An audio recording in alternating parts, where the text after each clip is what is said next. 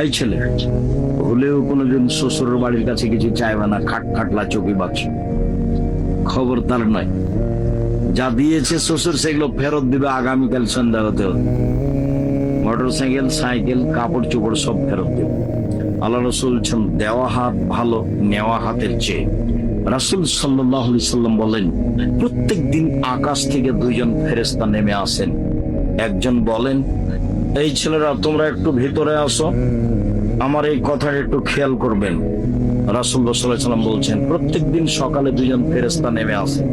একজন বলেন, আল্লাহ যে যতটুকু দিল তুমি তার ততটুকু পূর্ণ করে দাও, যে যতটুকু দিল না তুমি তার ততটুকু ধ্বংস করে দাও।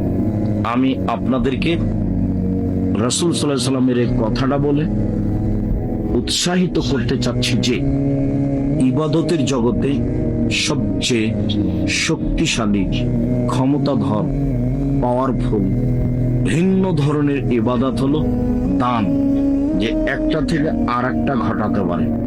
দানই একটা ইবাদত যে আপনার বালা মুসিবত, বিপদ আপদ, সমস্যা সব দূর করতে পারে, অন্য কোনো ইবাদত পারে না। দানই একটা ইবাদত যে কবরের শাস্তিকে বন্ধ করে দিতে পারে। হজ পারে না, যাকাত পারে না, সিয়াম পারে না, তাসবিহ তাহলিল জিকির আজকার পারে না। দানই একটা ইবাদত মরা মানুষের পাপকে মিটিয়ে দিতে পারে।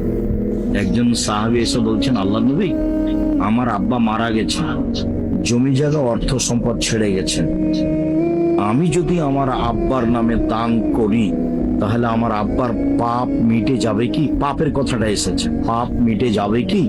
তখন আল্লাহ রাসূল বললেন, হ্যাঁ, তোমার আব্বার পাপ মিটে যাবে।